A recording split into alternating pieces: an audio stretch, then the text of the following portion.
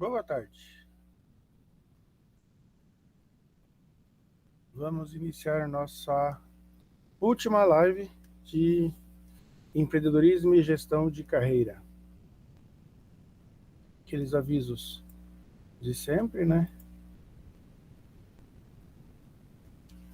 Que as atividades avaliativas elas vão estar até dia 20, acho que é terça-feira que vem, disponível. Não deixe para fazer na última hora, em função de que pode muita gente querer fazer, vai ficar carregado o sistema e não vai conseguir fazer, né? Façam esse final de semana, façam na segunda-feira, pelo menos. Bem, não deixe para a última hora.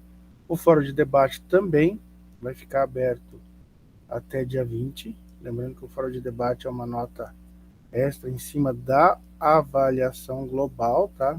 As atividades valem 20 pontos cada uma, então são 40 pontos no total.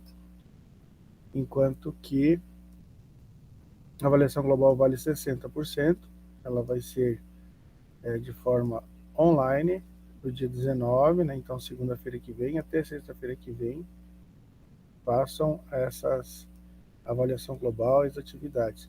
E o fórum ele tem 10% em cima da avaliação global. Se você tirar 40 na avaliação global, você vai com 50. Se você tirar 60 na avaliação global, não vai ter a nota do fórum, mesmo que você alcance 10%, 10 pontos, entendeu? Porque ela é apenas em cima da avaliação global, não vai em cima das atividades avaliativas, ok? E o exame final, né? Então, para quem não alcançar a nota 70, do dia 11 ao dia 15 de julho, e precisa alcançar a nota 60. Muito bem, vamos começar então hoje falando sobre autoconhecimento. O autoconhecimento é uma ação que inicia quando descobrimos que tudo está em nossas mãos. E quanto mais seguirmos por este caminho, mais preparados estaremos para lidar com todas as situações em nossa vida. Sugestões para o processo de autoconhecimento. São 4, né? 5 sugestões aqui. Primeiro, realizar um inventário comportamental com utilização de ferramentas digitais. Como resultado do inventário comportamental, estabelecer um plano de ação alinhado aos seus objetivos. Não adianta nada você ser empreendedor se você não fizer um plano, né, um inventário, e você não tomar um rumo perante os objetivos que você deseja. 3. Identificar um profissional que te acompanhará. Então, procure sempre ter alguém ao seu lado que vai te auxiliar e te fazer crescer cada vez mais. Né? Cuidar da sua saúde por meio de exercícios. E 5. Pesquisar sobre temas de espiritualidade, ou se você frequenta alguma comunidade ou denominação religiosa, acompanhe, se dedique e estabeleça uma rotina. Ok? Ele tem aqui 3 métodos de profissional aí para que você possa melhorar, né? Primeiro é o coach, segundo é o mentor, e o terceiro ele fala de uma terapia. Então, como eu já sempre digo para vocês, né, vejam os quadros, não é para decorar, é memorizar, entender, leiam os quadros, tabelas, sempre que vocês encontram no livro isso, sempre pode ser uma perguntinha dessas tabelas. Então acompanhem bem elas e vejam o que ela está informando para você. O Curry define autoconhecimento em 10 passos, né? Então, esse autor, ao longo da sua história, ele colocou aqui 10 passos para que você possa se autoconhecer, né? Primeiro, capaz de reconhecer que cada ser humano é único. Não adianta você achar que vai encontrar alguém que vai pensar igual a você. 2, gestor dos pensamentos. 3, protetor das emoções. 4, filtrador dos estímulos estressantes. 5, capaz de pensar antes de agir nos focos de tensão. 6, capaz de construir metas claras e lutar por elas. 7, capaz de fazer escolhas e saber que toda escolha implica em perdas. e não apenas em ganhos, né? Hoje, todo empresário, né, ele deve pensar sempre no ganha-ganha, né? Você tem que ganhar, o outro também tem que ganhar. Se você ganha e o outro perde, está fora do mercado. Só que para que todos ganhem, né, para que eu ganhe e o outro ganhe, algo precisa ser é, perdido de ambos os lados também, né? Senão, não dá certo. Os disfarces sociais, ser transparente e reconhecer conflitos, fragilidade, atitudes estúpidas, capaz de não desistir da vida, mesmo quando o mundo desaba sobre si, e por último, capaz de liderar a si mesmo, não ser controlado pelo ambiente, circunstâncias e ideias perturbadoras. Muito bem, vejam só. Perguntinha de prova, né? Quais são os 10 autoconhecimentos definidos por Curry, né, em 2010? Então, vai fazer uma perguntinha lá, se você achar algo diferente, então, como eu disse, não é para decorar, memorizar. E aí, eles falam aqui dos hard skills e soft skills. Isso é muito importante. Isso aqui é certeza que vai ganhar em prova, gente. Isso aqui, se não ganhar em prova, tá? O preparador à prova não olhou bem. Então, vejam só. São as habilidades, traduzindo, né, duras, e as habilidades suaves que a gente pode falar, né, mas são os hard skills, foram aquelas definidas por esse autor como as competências técnicas fundamentais no exercício de determinada função ou ofício, né? Então, as hard skills podem ser adquiridas através de capacitações, workshops, formação superiores e experiência de trabalho. Assim, elas são facilmente mensuráveis e tangíveis, pois em geral possuem uma estrutura formal de reconhecimento, como os registros empregatícios e os diplomas, mais encontradas em currículos. Tá? Então, as hard skills, que são as duras, vamos dizer assim, são aquelas que você vai adquirindo ao longo da tua vida profissional. Na verdade, enquanto você viver, você nunca vai deixar de transformar elas, entendeu? Preparar, melhorar. Está sempre buscando algum conhecimento a mais aí, né? Já as soft skills, são as macias, vamos dizer assim, né? São mais seletivas, né?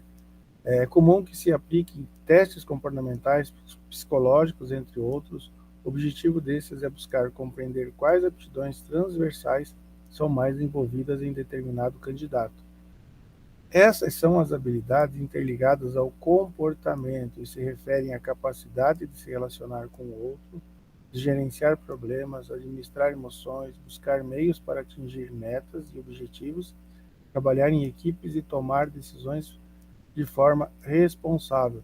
Essa é aquela que, basicamente, pode-se dizer que a gente nasce com elas, né? Se você é mais tímido, você vai ou você vai ter que trabalhar essa timidez, ou você vai morrer com essa timidez que você tem. Entendeu? São coisas, são habilidades que você adquire, praticamente nasce com elas. Tá? Você não precisa fazer esforço para adquiri-las ou para mudá-las. Ela é do seu interior, pertence a você, né?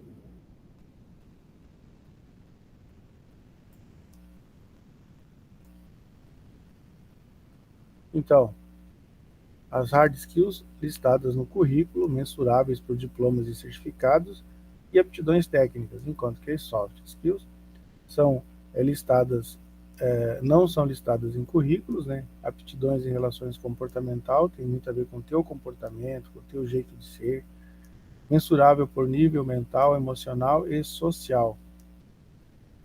Tá? Já esses dois autores, em seus estudos acerca do comportamento empreendedor, observaram várias características comuns em empreendedores de sucesso, como essas atividades aqui. Eles listaram aqui dois exemplos, né? Steve Jobs, né, e Cristiano. Na verdade, eles listaram isso aqui, né? Porque em 72, o Max McClellan não conhecia o Cristiano Ronaldo ainda, né? Lógico. Mas eles listaram essas características aqui, né? E para a gente entender mais fácil, são características, por exemplo, essa da esquerda, do Steve Jobs, e a da direita, do Cristiano Ronaldo. Só para a gente ver, então. Steve Jobs, ele tem uma inovação, é líder, né? É um líder nato, capacidade de assumir riscos calculados, comportamento independente, gosta de trabalhar muito sozinho, né? Criatividade, tem energia, espírito de liderança, resiliência, otimismo, né? E já do lado direito aqui, a gente vai ter aqui, ó, disciplina. Cristiano Ronaldo é um cara extremamente disciplinado, né? Sai do treino, vai para casa treinar. Saber assumir riscos controlados, né? Tá? Aqui são calculados, né? Cadê os riscos deles aqui? Ó, calculados, enquanto que ele é controlado, ele sabe que tenta controlar a partir dos jogos, né? Ser inovador, persistência, bate, bate, bate até que faz o gol. Ter visão de futuro, saber ouvir, boa oratória e liderança. Os dois são líderes, com comportamentos diferentes, né? Quarta revolução industrial e soft skills. Ao longo da história, o mundo passou por três grandes revoluções industriais. Na primeira, o foco produtivo saiu do campo e foi para a indústria e a energia a vapor. E aí começou a ser explorado. Já na segunda, iniciou-se a expansão da produção e do uso de energia elétrica e, por fim, na terceira, se iniciou os processos eletrônicos, TI e a digitalização das gestões. No entanto, nesse momento, estamos passando pelo que muitos teóricos definem como a quarta revolução industrial ou indústria 4.0. Na indústria 4.0, a produção passa a ser descentralizada, pois o trânsito das informações é muito mais amplo e veloz, algo que permite o controle da linha de produção à distância. E já está se pensando até no 5.0, né, quando entrar de vez aí a tal da inteligência artificial, né, gente? Então, é uma revolução total que a gente está passando aí. Dica: ficar atento a essas definições. Acho que são 3 as definições aqui, isso. Então, características e tecnologia da indústria 4.0. Então, existem 3 características fundamentais, que são a velocidade, amplitude e profundidade e transformação completa de sistemas inteiros. Mais uma questão de prova aqui, né, gente? Ó, quais são as características da indústria 4.0? Velocidade, amplitude e profundidade, transformação completa de sistemas inteiros. Memoriza, entende e não precisa decorar. Já o autor Penhac, as tecnologias brasileiras nesse grande avanço são as tecnologias basilares, não é brasileiras, desculpa, basilares são internet, a internet das coisas, internet dos serviços, big data, inteligência artificial, robótica avançada e manufatura aditivada. 1, 2, 3, 4, 5, 6. Mais uma questão de prova aqui, né? Aqui que o autor Penhac informa sobre as tecnologias. São 5, são 6. Tá? Memorizar para responder corretamente. B, C, D, F. Aqui acho que são 1, 2, 3, 4, 5, 6 agora. Já em soft skill, na indústria 4.0, né? Criatividade, motivação, flexibilidade, comunicação, trabalho em equipe e liderança. Tá? Mais uma para vocês memorizarem aí, responder corretamente. Currículo estratégico. O que é um currículo? Né? O currículo é uma palavra que vem do latim. Em algumas buscas na internet é possível achar os termos currere, ou mais comum, curriculum. Seu significado é rota, fazer um caminho, que na sua principal função indica proposta para uma organização, cronologia escolar, objetivos, experiências profissionais, realizações e competências adquiridas. Uma das melhores definições de currículo vem do dicionário Aurélio: documento com os dados pessoais, a formação escolar ou acadêmica,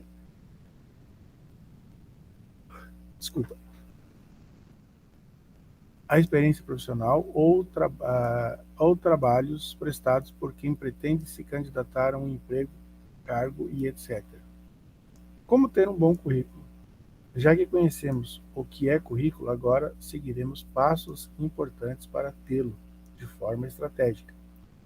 Ele deve ser bem feito, com informações necessárias sobre você, e é importante que seja objetivo, né, não longo. Deve ter qualidade, destacando suas habilidades profissionais e ficar atento às informações que sejam fundamentais para o contratante. O currículo deve ser estruturado em 5 partes: introdução, objetivo, qualidades, experiências e formação. Não quer dizer que você não possa colocar outras coisas, né? Mas basicamente são essas 5. Tá? Perguntinha e prova também aí, ó. Entrevista de seleção. Normalmente, de caráter eliminatório, tem objetivos de estreitar o conhecimento sobre o candidato. E o objetivo dessa etapa é identificar de forma prática e rápida as características do candidato. Então vamos lá. Ao marcar uma entrevista, seja facilmente localizado quando agendar sua entrevista, né? Não chegue atrasado, sempre atento ao telefone celular fixo, apps de comunicação como WhatsApp, e-mails. Quando ocorrer a entrevista, seja pontual, não atrase, né? De preferência, chegue com antecedência no local. Caso a entrevista seja virtual ou online, faça todos os testes de áudio e câmera, por exemplo, com antecedência, para não dar problema na comunicação. Na entrevista, não masque chicletes, use roupas apropriadas para a ocasião, né? Pelo amor de Deus, né? Não faça isso. Ser sincero ajuda o entrevistador a analisar seu perfil. Fale somente a verdade e seja sincero quanto às suas pretensões. Para aqueles que quem não tem experiência, não está errado ainda, para aqueles que não têm experiência profissional, pode-se pensar em exemplos da própria vida como organização de eventos, né? Por exemplo, como você faz em casa, né? Trabalho em grupo na escola, apresentação de projetos e outros. Você vai citar alguns exemplos, pensa como é o teu dia a dia, né? Redes de contatos. A rede de contatos, também chamada de network, é uma ferramenta de extrema utilidade para quem pensa em crescer dentro de uma empresa. Rede de contatos é a troca de informação relevante de forma mútua. Em especial, essa troca deve ser focada em carreira, negócios, manter relacionamentos interpessoais e produtivos. Por favor, não misture esses assuntos profissionais com os pessoais, né? Para se ter uma ótima rede de contatos, pense que você também precisa contribuir com as pessoas. Ouça as pessoas, participe de ciclos profissionais e demonstre real interesse nelas. Vale lembrar que quem é visto é sempre lembrado.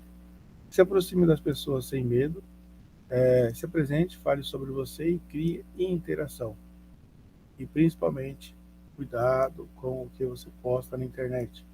Digite teu nome no Google e veja o que aparece sobre você. É lógico que o entrevistador, né, o pretendente a contratar você, vai fazer isso. Então, veja o que está aparecendo sobre você. Autogerenciamento. Quando estamos cientes de que podemos fazer e acontecer e tomamos a ação de viver da melhor forma, passamos a regular e controlar o que faz bem e o que não faz bem para nossas vidas. Com o autogerenciamento, passamos a agir de forma proativa e não reativa. Passamos a resolver os conflitos de forma assertiva, sejam eles intensos ou internos ou externos, né? E aí, esse autor, né, Reviewin, traça uma estratégia para a vida e dedica como investir seu tempo, sua energia e seu talento de acordo com seus objetivos maiores. Então, vamos lá ver o que ele fala. Renovar sua energia física e mental, reduzir a dispersão e agitação frenética, espalhar energia positiva em suas organizações, recuperar-se de momentos difíceis, conectar-se a seus valores profundos, solicitar feedback honesto, buscar o equilíbrio entre trabalho, família, comunidade e suas próprias necessidades, delegar e desenvolver o espírito de iniciativa das pessoas, São algumas das infinitas possibilidades que temos de autogerenciar nossa vida. E, para finalizar, ele diz assim: autogerenciamento da carreira. O autogerenciamento é hoje uma competência muito importante e, de certa forma, exigida no mercado de trabalho, né? Um profissional que apresenta um bom autogerenciamento de carreira mostra que consegue definir bem suas metas e objetivos, sem que seja necessário alguém para lembrá-lo desse ponto. O autogerenciamento nos leva a sermos melhores do que somos no desenvolvimento profissional. O aprendizado gerado em cursos e formações somado a competências comportamentais necessárias para o momento e ambiente que estamos vivendo permitirá que nossa carreira seja sempre alinhada ao tempo presente. Lembrando, né, que já discutimos outros assuntos nas outras duas lives, e que tem o empreendedor e o intraempreendedor, né? Então, o empreendedor é aquele que vai montar o seu negócio e gerenciar, e o intraempreendedor é aquele que desenvolve uma capacidade, desenvolve uma atividade, o próprio gerenciamento dentro de uma empresa de outra pessoa, vamos dizer assim, multinacional, uma grande empresa, ou seja lá o que for. Então, esse é o intraempreendedor. Ambos devem ser bons gestores e aplicar todos esses conhecimentos que a gente usou nessa aula, né? Seja não apenas nessa live, mas em todas as lives e nas que mais o livro traz. Eu não consigo colocar todas as informações do livro, das aulas e dos livros nessas lives, né, gente? Então, bom estudo para vocês, tá? Bom estudo. É uma pena que ninguém estava presente, mas espero não vê-los na prova de exame final, tá bom? Até mais.